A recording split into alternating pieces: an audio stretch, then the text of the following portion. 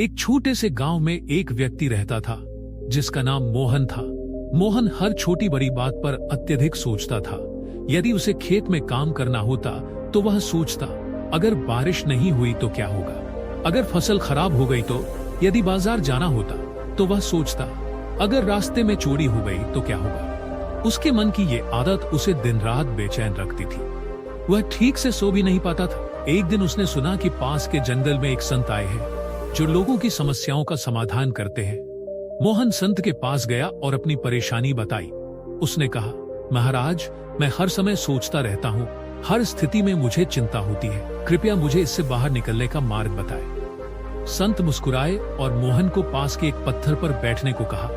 उन्होंने मोहन को एक कटोरा दिया और कहा, इस कटोरे को पानी से भरकर मेरे पास लाओ, लेकिन ध्यान रहे पानी गिरना नहीं चाहिए। मोहन ने कटोरा लिया और धीरे धीरे पानी से भरने लगा।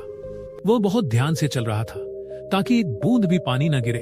जब वह संत के पास पहुंचा तो कटोरा पानी से भर चुका था। संत ने पूछा, जब तुम इस कटोरे को भर रहे थे तब क्या तुमने अपने घर, फसल या किसी और बात के बारे में सोचा? मोहन ने कहा, नहीं महाराज, मेरा पूरा ध्यान सिर्फ इस कटोरे पर था, मैं कुछ और सोच ही नहीं पाया। संत मुस्कुराए और बोले, बस यही तुम्हारे सवाल का उत्तर है।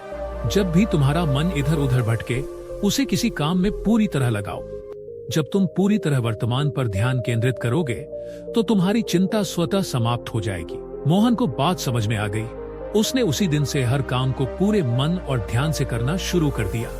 धीरे धीरे उसकी चिंता और बेवजह की सोच खत्म हो गई और उसका जीवन शांत और खुशहाल हो गया। इस कहानी से सीख, वर्तमान पर ध्यान केंद्रित करें और फालतू की सोच को त्यागें। यही सच्चा समाधान है।